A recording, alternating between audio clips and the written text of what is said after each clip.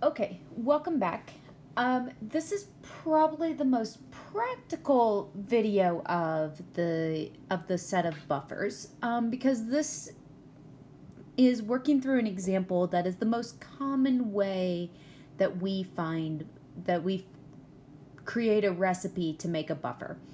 And so this is part 2 of creating a buffer from salts.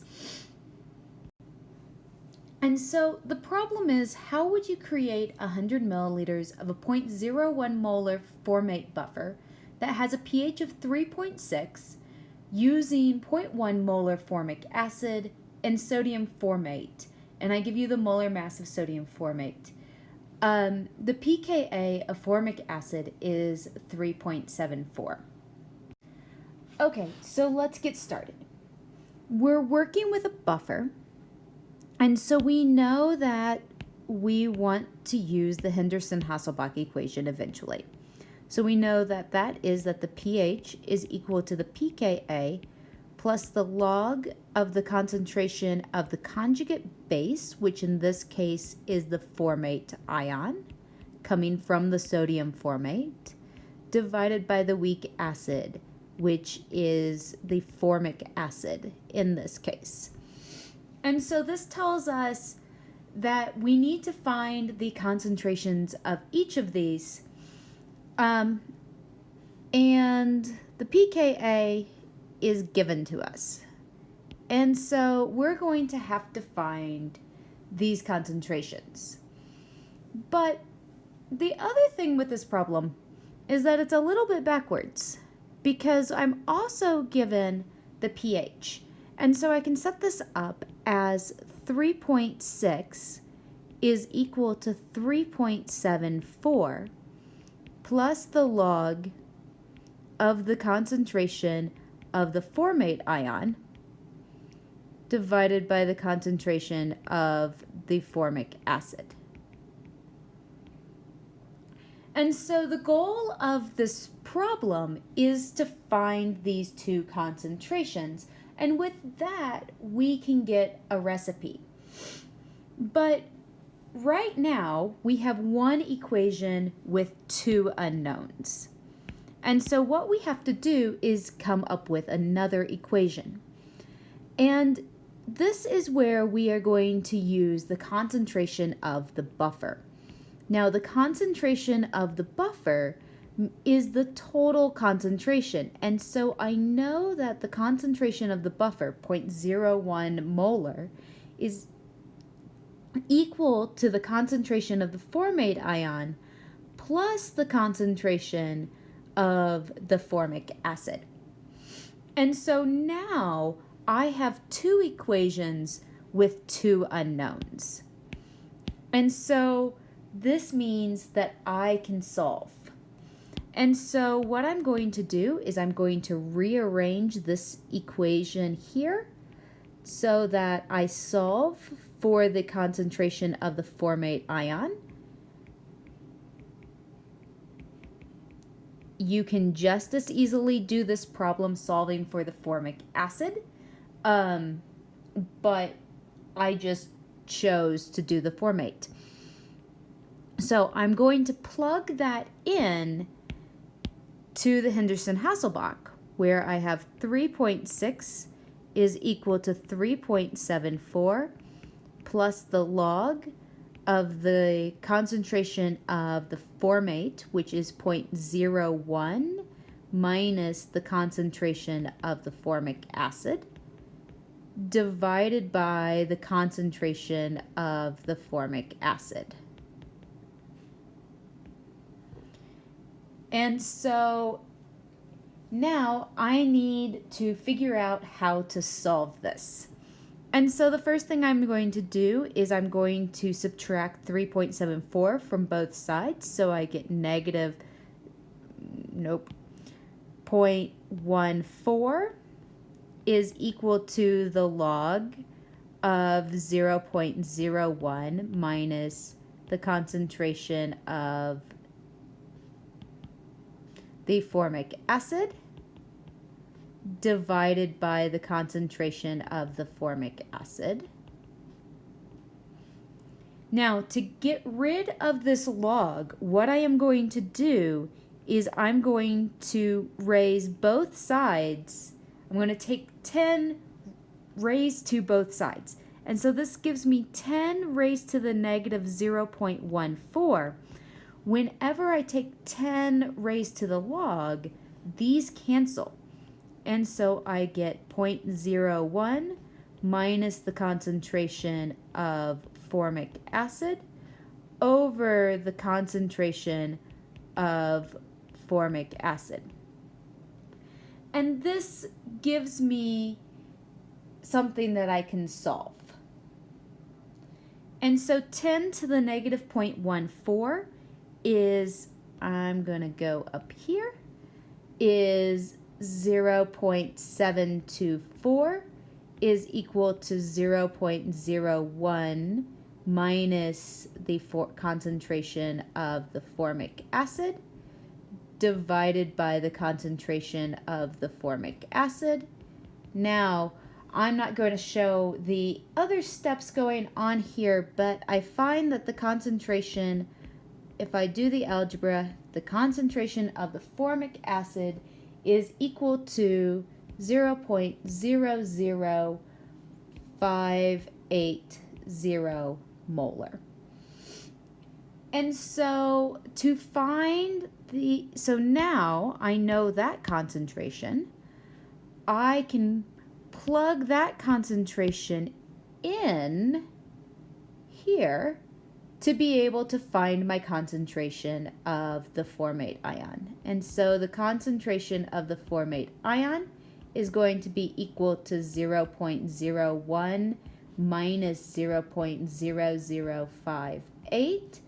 And so my concentration of my formate ion in solution is 0.00420 molar. Now, this does not quite answer the question. We're getting close because we now have the concentrations that we want, but we want to know how to make this solution. And so we now need to think about how we're going to do that. So let's work through that. So I have that my concentration of formic acid in my solution should be 0.00580 molar, and my concentration of formate should be 0.00420 molar. I also know that my stock solution for my formic acid is 0.10 molar. And I know that my molar mass of sodium formate is equal to 68.01 grams per mole. And I want to create 100.00 milliliters of buffer.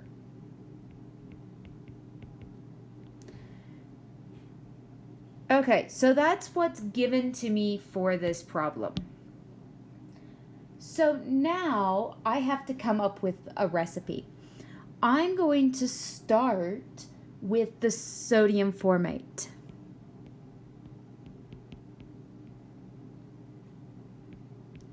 Because that's a solid. And so I want to make 100 milliliters.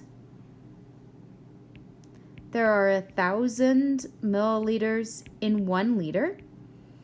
In 1 liter, I know that there's 0.00420 moles. And I know that in 1 mole, there's 68.01 grams. And so this means that I need 0.0286 grams of sodium formate in my solution. So now for the formic acid, I'm starting with a solution of 0.1 molar, and I want to make 100 milliliters of a solution that is 0.005 molar. And so this means that I have to do a dilution. So M1V1 equals M2V2. And so with this, I am trying to find the volume of my stock solution that I need to use.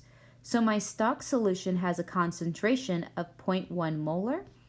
I'm trying to find the volume that I need. I want to create a solution that is 0.0058 molar, and I want to make 100 milliliters or 0.1 liters of that solution. And so the volume of the stock solution that I need is 5.8 milliliters. And so my recipe for making this buffer is that in my volumetric flask, so I have a 100 milliliter volumetric flask, I would need to add 5.8 milliliters of 0.1 molar formic acid. That's not, hold on. CHO2H and 0.0286 grams of sodium formate, and then enough water to make 100 milliliters.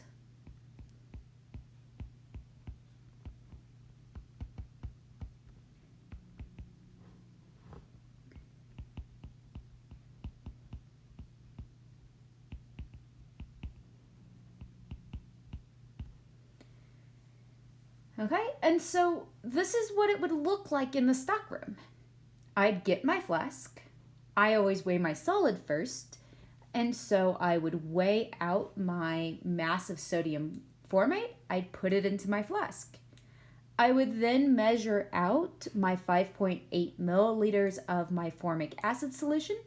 I'd add it to my flask, and then I would add water until I reach the line and have created 100 milliliters of a buffer. And then the last thing that I would do is I would check its pH. And our pH should be equal to 3.6. Okay? And so that is how you figure out a recipe from a goal of a buffer and how we would do it in the stockroom. So in the next video, I'm going to talk about what happens if you follow this recipe and your pH isn't exactly what you thought it was going to be. What do you do? How do you adjust that pH? And how do we calculate and predict how we need to adjust that pH? Okay, so this video should help you with your buffer experiment, your buffer project that is coming in during the week of March 30th. Remember that I have lots of office hours. I answer lots of emails. I'm here to help. So let me know how I can help. Thank you. Keep working hard.